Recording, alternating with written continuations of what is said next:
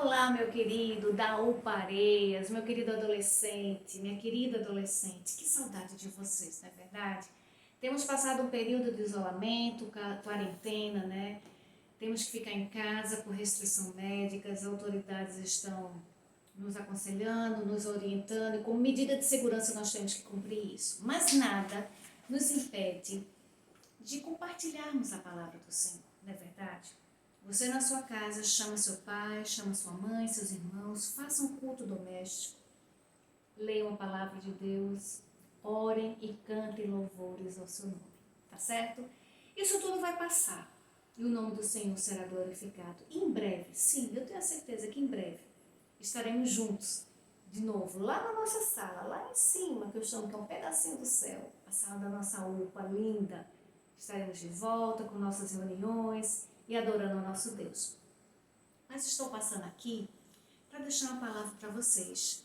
Deixar uma palavra de uma adolescente que a história dela se encontra no livro de 2 Reis, capítulo 5, do versículo 1 a 19. Vamos abrir a nossa Bíblia? 2 Reis, capítulo 5, do versículo 1 ao versículo 19. Nós vamos conhecer a história dessa adolescente e vamos saber o que foi que aconteceu com ela, não é verdade? E através da vida dela nós vamos tirar lições, porque o Senhor quer usar você e quer usar mim da maneira como lhe apraz. Mas antes da gente fazer essa leitura, vamos orar? Feche seus olhos. Deus querido, Deus bondoso, nós te adoramos, nós te bendizemos, porque Tu és soberano. Nada foge, Senhor, do Teu alcance. Nada escorrega das Tuas mãos, porque Tu és Deus, exaltado seja o Teu nome para todo sempre. Que bom que podemos confiar em Ti. Que bom, Senhor, que Tu estás cuidando de cada um de nós, dos nossos adolescentes. O Senhor tem nos guardado, o Senhor tem preservado nossas vidas, e isso é motivo de alegria. E aqui reunidos, Senhor, para estudar a Tua palavra, pedimos que o Senhor nos oriente e que o Senhor ensine, Senhor, através da vida e da história dessa adolescente, que vamos ler a história dela agora. Em nome de Jesus, amém. Já deu tempo de vocês abrirem, né? 2 Reis, capítulo 5, do versículo 1 ao versículo 19. Aqui a gente tem a história de Naamã é curado de lepra. Quem já ouviu essa história, hein? Ou quem não ouviu, ou quem está esquecido, vai relembrar agora a história de Naamã, que foi curado da lepra. Naamã, quem era ele? A história vai contando, tá? Fica ligado que você vai entender. Naamã, o comandante do exército do rei da Síria, era grande homem diante de seu senhor e de muito conceito, porque por ele o Senhor dera vitória à Síria. Ele era herói da guerra, porém leproso. Ele tinha enfermidade. Saíram tropas da Síria e da terra de Israel, levaram cativa uma menina que ficou ao serviço da mulher de Naamã. Perceberam? Eles levaram de Israel cativo uma menina, levaram como escrava para servir a esposa de Naamã. Aí o versículo 3 diz: disse ela à sua senhora: tomara o meu senhor estivesse diante do profeta que está em Samaria, ele o restauraria de sua lepra. Então foi Naamã e disse ao seu senhor: assim e assim falou a jovem que é da terra de Israel. Respondeu o rei da Síria. Esse senhor que aqui relata era o rei da Síria, tá certo? Então ele foi lá falar com o rei para pedir permissão do que ele havia ouvido falar a respeito dessa jovem, que o nome não é divulgado, dessa adolescente, mas o mais importante é que Deus permite a gente saber o que ela fez e como essa adolescente foi usada, e você também pode ser usado. Versículo 6. Respondeu o rei da Síria: vai, anda, enviarei uma carta ao rei de Israel. Ele permitiu e levou consigo 10 talentos de prata, 6.000 ciclos de ouro e 10 vestes festivais. Levou também ao rei de Israel a carta que dizia: logo em chegando a ti esta carta, saberás que eu te enviei Naamã, meu servo, para que o cures da sua lepra. Tendo lido o rei de Israel a carta, rasgou as suas vestes e disse: acaso sou Deus com o poder de tirar a vida ou dá-la? para que este envie a mim um homem para curá-lo de sua lepra? Notai, pois, e vede que procura um pretexto para romper comigo. Ou seja, o rei aí de Israel já ficou, isso é uma armadilha, estão querendo armar uma pegadinha, uma cilada para me atacar e eu não vou cair nessa não. Mas aí, o versículo 8 diz, porque Deus tem seus propósitos e Ele é soberano, o versículo 8 diz, ouvindo, porém, Eliseu, homem de Deus, que o rei de Israel rasgara as suas vestes, mandou dizer ao rei, por que rasgaste suas vestes? Deixa ouvir a mim e saberá que há profeta em Israel. Veio, pois, Naamã, aquele comandante poderoso que adorava outro Deus do exército da Síria, foi até Eliseu, né? Então veio, pois, Naamã, versículo 9, com seus cavalos e seus carros e parou à porta da casa de Eliseu. O versículo 10 nos diz, então Eliseu lhe mandou um mensageiro dizendo, vai, lava-te 7 vezes no Jordão e a tua carne será restaurada e ficarás, limpo. Naamã, porém, se indignou, versículo 11, e se foi dizendo, pensava eu que ele sairia até comigo, queria falar comigo, mas nem falou comigo, mandou um mensageiro, um recado. Ele saiu indignado assim, né? Mas saiu. Pôs-se de pé, invocaria o nome do Senhor, seu Deus moveria a mão sobre o lugar da lepra e restauraria o leproso. Versículo 12. Não são, porventura, Abana e Pafá, rios de Damasco, melhores do que todas as águas de Israel? Aí Naamã começa a pensar, poxa, por que eu vou nesse Jordão? Aí começa a desprezar o rio Jordão e diz, mas na Síria não tem 2 rios tão bons, por que eu não posso ir lá e ser curado? Por que eu tenho que ir nesse Jordão? Murmurando, mas ele foi. Não poderia eu lavar-me neles e ficar limpo? E voltou-se e se foi com indignação. Veja, mesmo com indignação ele foi.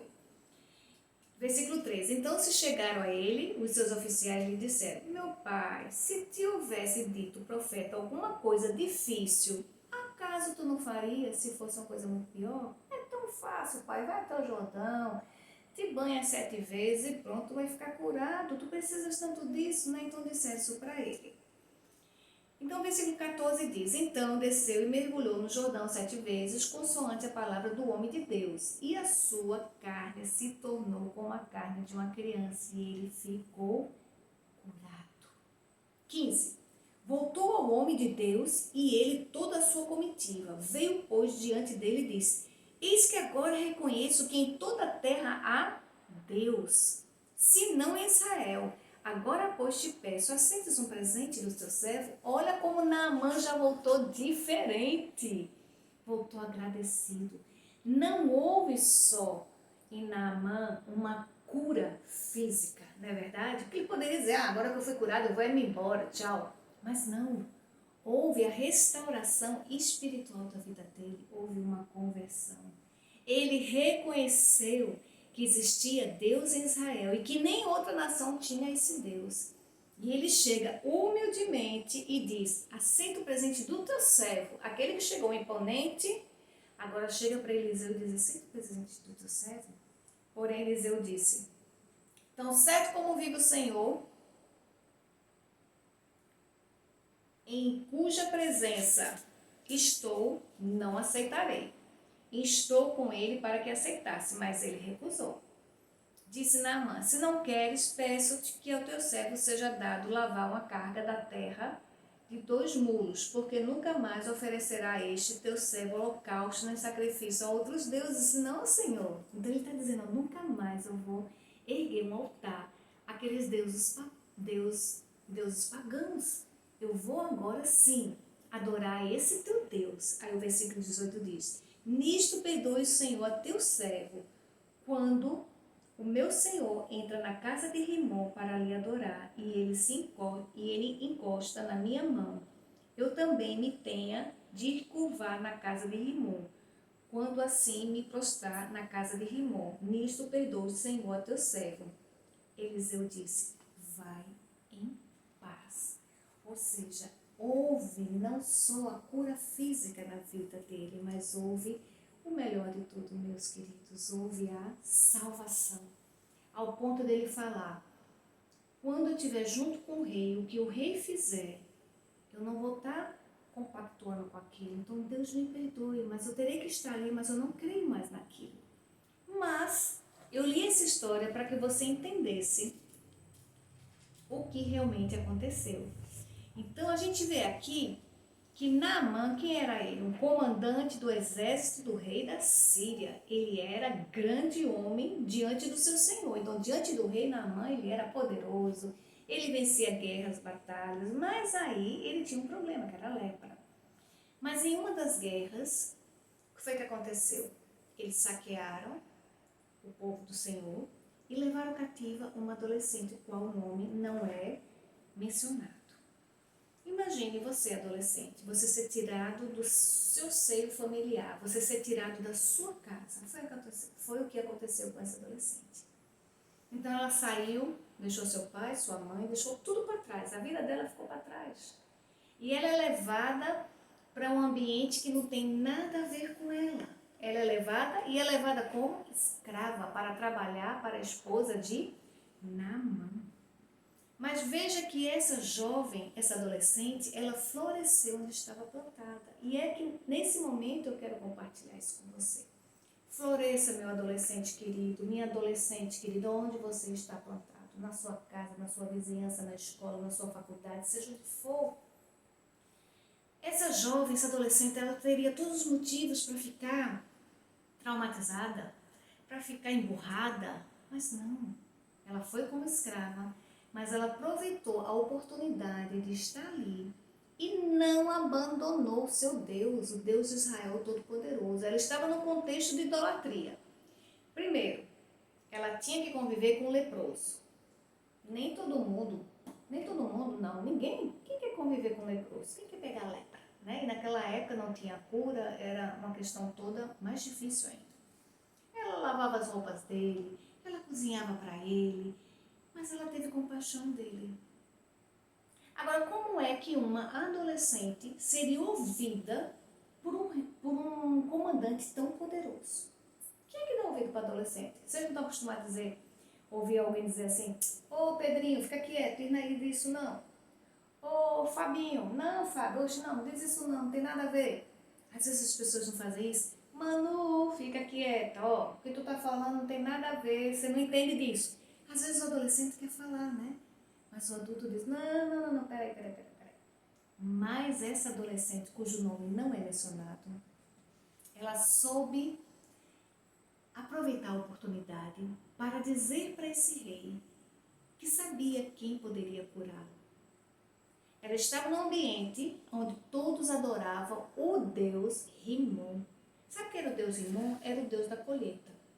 Ou seja, para eles, quando a colheita não dava certo, ou porque tinha algum problema, a gente sabe que se a colheita não deu certo, foi a falta de chuva, foi a questão climática, uma coisa assim, né? Mas naquela época, eles designavam algum deus. Então, eles criaram o deus Rimon e disseram, é o deus da colheita. Então, para que nós tenhamos as colheitas, tudo dê certo, nós temos que oferecer sacrifícios e adorar esse Deus. Mas em todo momento que ela esteve lá, ela não adorou esse Deus Rimon. Ela permaneceu firme na sua fé. Adolescente querido, lindo, minha linda, aonde você estiver, permaneça firme na sua fé. A sua fé é a palavra do Senhor. Não negue a Cristo na sala de aula, não negue a Cristo na sua casa, não negue a Cristo na sua vizinhança. Seja firme, mas fale com amor. Essa adolescente fez o quê? Ela viu que ela não tinha contato com o profeta, mas ela tinha contato com quem? Com a esposa do profeta. Então ela chega lá para a esposa do profeta e diz, ó, minha senhora, eu conheço alguém que pode curá-lo. Ah, se eu estivesse lá na minha terra tem profeta que cura, aqui vocês não tem ninguém que cura, mas lá, cadê o Deus Rimon? Ele não cura, mas eu conheço alguém que pode curar ele. Ela falou de uma forma tão eficaz, ela falou, duvidando, parece que tem em Israel, eu acho, eu desconfio que talvez ele faça, viu? Não, ela falou de uma forma que a esposa de Naamã acreditou, porque ela tinha firmeza na fé, essa adolescente, ao ponto que a esposa de Naamã chega e diz, marido, A nossa escrava disse isso. E ele não pensou duas vezes. Procurou o rei, permissão, levou uma carta e foi até o rei de Israel. E a gente vê o quanto aquela adolescente floresceu onde ela estava plantada. Floresça onde você está plantado. Porque onde você está, Deus quer usar a sua vida para que outras pessoas conheçam o Deus que você serve. Ela estava como escrava, mas ela evangelizou. E Deus a usou poderosamente. Deus não usa só adultos. Deus não usa só os que são das melhores idades. Ou seja, aqueles fofinhos, né? Deus usa quem Ele quer. E você, meu adolescente querido, Deus quer usar você para florescer onde você está. Não feche os seus lábios. Mantenha-se firme na fé. Assim como essa adolescente se manteve, foi sábia. E o que foi que aconteceu?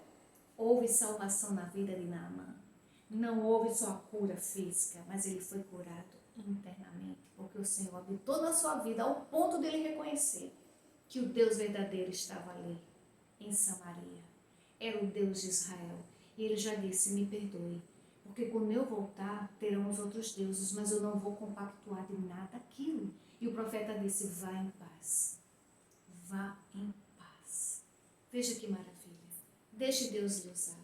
E nesse momento que a gente está isolado, Deus quer usar você. Ora ao Senhor e diga, Senhor, como eu posso ser usado nesse meu momento de isolamento? E mesmo quando eu sair desse meu momento de isolamento, Senhor, me usa.